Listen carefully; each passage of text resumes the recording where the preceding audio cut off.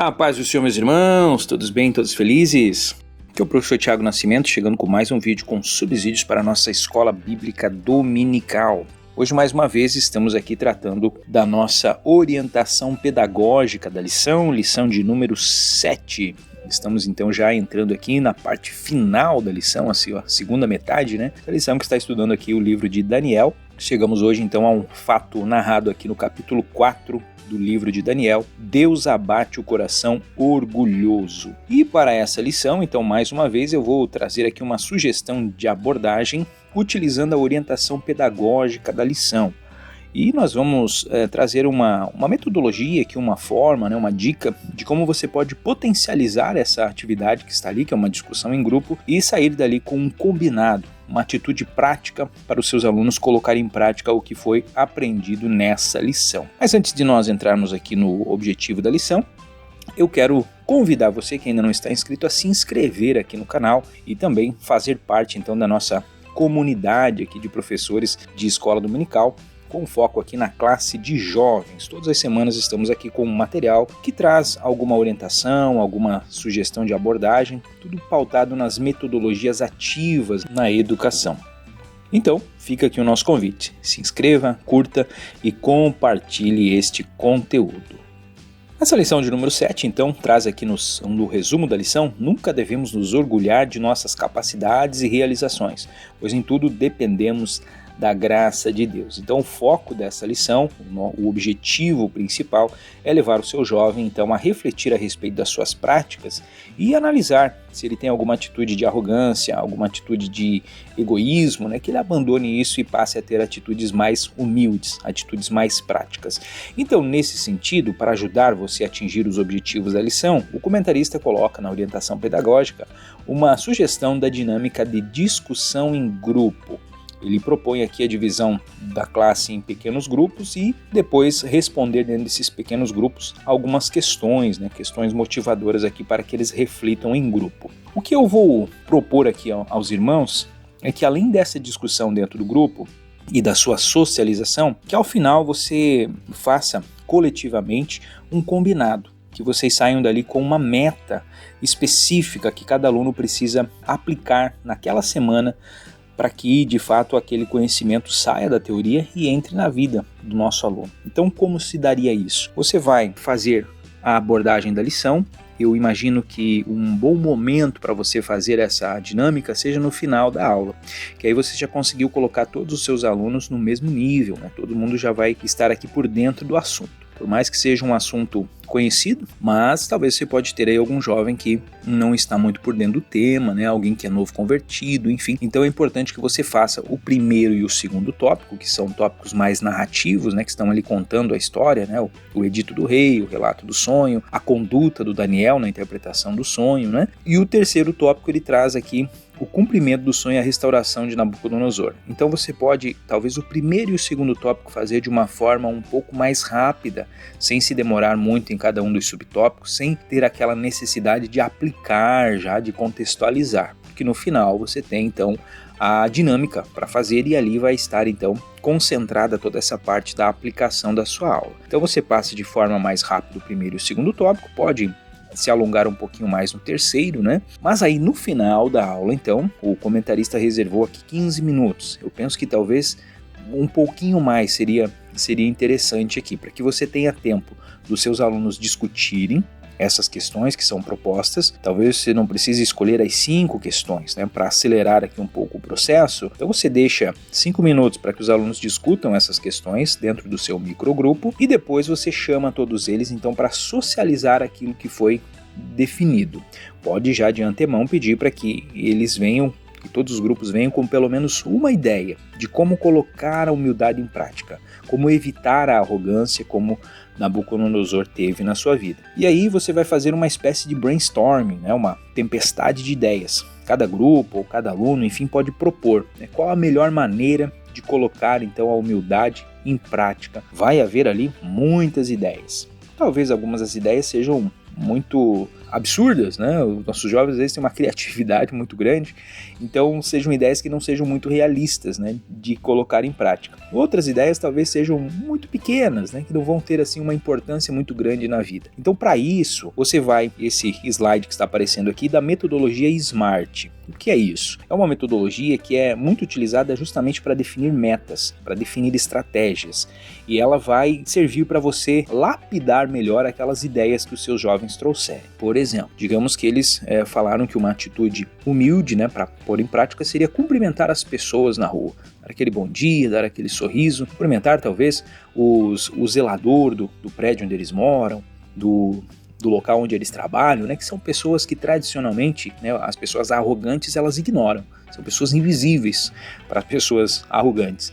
Mas uma atitude então seria uma atitude interessante, né, você cumprimentar essas pessoas, valorizar essas pessoas que estão ali ao nosso redor, né, prestando serviços que não são considerados assim serviços muito de destaque, né, dentro da sociedade. Então pode ser que surja essa atitude. Mas aí você vai pegar essa atitude e vai tentar transformar ela aqui da metodologia SMART. Para quem não conhece, né, então essa metodologia ela vem aqui de um acrônimo do inglês, né, a sigla em inglês aqui para cada um. O primeiro, então, S é de específica. A meta ela precisa ser algo específico, não pode ser algo muito genérico, como por exemplo, ser mais humilde. Né? Ser mais humilde não seria uma meta específica, porque ela não está exatamente dizendo o que você precisa fazer para atingir a humildade. Ela também precisa ser mensurável.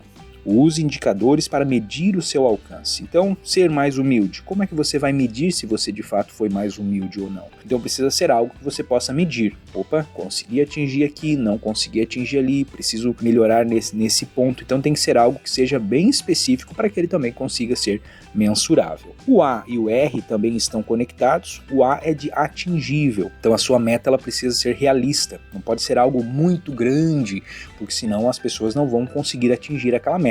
E ele também não pode ser algo muito pequeno, então por isso ela precisa ser relevante. A meta ela tem que ser importante, teria que ser analisado. Mas será que de fato isso é relevante? Isso vai mudar a vida das pessoas com as quais eu convivo? Isso vai mudar a minha vida, a minha prática? Vai de fato me tornar uma pessoa menos arrogante, mais humilde? Então são questões que precisam ser propostas, né, em cima dessa metodologia. E por fim, tem o T. Muitas vezes as metas, os objetivos, eles são específicos, são mensuráveis, são atingíveis, são relevantes, mas nós falhamos na hora de definir um prazo para o cumprimento deles. Então o T vem de temporal, time-based, né, da sigla aqui em inglês. Ele precisa ter uma aplicação dentro de um tempo. Sabe aquelas metas de começo de ano? Ou de final de ano, né? Resoluções de ano novo. Muitas vezes nós fazemos boas metas, mas a gente fala assim, no ano que vem eu vou fazer assim e assim. Ao você não colocar um prazo, uma data, né, o ano que vem é algo muito genérico, né, não é algo específico. Então se você não coloca uma data, um prazo, você acaba sempre protelando, você vai deixando para depois. Não, é nesse ano, é fevereiro, ainda tem bastante tempo. Estamos em agosto, né, mas tem ainda 4 meses para mim implantar aquele objetivo de ano novo que eu me propus. E no fim o ano passa e nós não conseguimos aplicar aquilo. Então precisa ter um prazo específico, né, um cronograma de cumprimento dessa meta. Então, tendo esses 5 pontos aqui, específico, mensurável, atingível, relevante e temporal, você vai conseguir fazer com que o seu jovem saia dali motivado para aplicar aquilo no seu dia a dia, aplicar aquilo durante aquela semana. Então eu creio que essa metodologia SMART, ela pode te ajudar. Se você tiver ela em mente, né, você passar isso aqui para os jovens, na hora de você fazer essa meta, vai ser algo que vai de fato ter uma relevância maior aqui na vida deles. Inclusive, então, sugiro que você faça esse momento de socialização como se fosse um brainstorming, né? Cada um apresenta ali a sua ideia, e aí vocês escolham, dentre essas ideias, aquela que vocês acreditem que já seja, assim, dentro de um padrão mais SMART. E a partir dela, vocês vão melhorar ela mais ainda, para tornar ela, então, o combinado, né? O compromisso daquela semana para toda a classe. Então esse exemplo que eu dei, digamos, né, que tenha sido ele, né, de você fazer um ato de gentileza, né, de bondade ali para as pessoas ao seu redor. Então como que a gente poderia transformar essa meta de fato numa meta SMART? Então no campo do específico você poderia colocar assim, diariamente eu me comprometo a fazer um ato de gentileza genuíno para alguém, seja para o zelador, seja para o atendente do supermercado, que talvez vai te atender de forma arrogante, de forma não muito bacana, né? Mas você vai mesmo assim sorrir e dar um bom dia, dizer um obrigado, né? Então diariamente você vai fazer um elogio ou um ato de gentileza para alguém. Isso seria algo específico. Mensurável, por que seria mensurável? Porque você vai então anotar, talvez estabeleça ali um diário no celular ali, tem aquele grupo que tem só a gente mesmo, né? Então você coloca lá o chequezinho lá se você conseguiu fazer aquele elogio naquele dia. Alcançável, você vai estabelecer um mínimo, né? Uma ação ou um elogio por dia. É algo alcançável, né? Um ato de gentileza por dia, tá tranquilo. É relevante? Eu acredito que sim, né? Você pode até conversar isso com os jovens, né? Será que isso seria de fato relevante? Eu particularmente creio que sim, né? Promove o respeito, promove a dignidade, mostra uma atitude cristã. Eu acredito que seria algo que Jesus faria, né? Jesus era manso, humilde, Jesus tinha essa postura aqui com as pessoas. Então isso é algo relevante, as pessoas vão ver Cristo também na sua vida. Isso talvez até mude o dia dessas pessoas. Às vezes são pessoas que estão ali na correria do dia a dia e ninguém para dar um bom dia, para fazer um elogio, um ato de gentileza. Então isso pode despertar também, chamar a atenção da pessoa e tornar o dia dela um pouco mais feliz. Então seria algo relevante. E o prazo? Você vai então fazer isso diariamente, né? Todos os dias, durante uma semana. E aí ao final de uma semana, no próximo domingo, vocês vão reavaliar. Importante que você, professor, na próxima aula, então você veja com seus alunos como é que foi essa semana. Vocês conseguiram fazer isso todos os dias? Quem fez, quem não fez, o que faltou, como é que foi, quais foram as impressões? Então isso pode ser algo até interessante para ser replicado, né, numa próxima semana, para dar essa continuidade. Há uma pesquisa que menciona que um hábito para aquele... Aliás, uma prática, né, para que ela se torne um hábito, ela precisa ser repetida durante 21 dias. Então, se vocês conseguirem levar isso durante 3 semanas, né, então daqui a pouco aquilo começa a virar um hábito, né, e naturalmente os seus jovens vão começar a ter essa atitude, né, sem que para isso seja necessário estar lembrando aqui, né, desse desafio, desse compromisso. Então veja, é só um exemplo, né? Você aí com certeza vai ter outras ideias, o Espírito Santo vai te inspirar a ter talvez metas que sejam ainda mais relevantes do que essa, né? Essa foi o que me ocorreu aqui agora.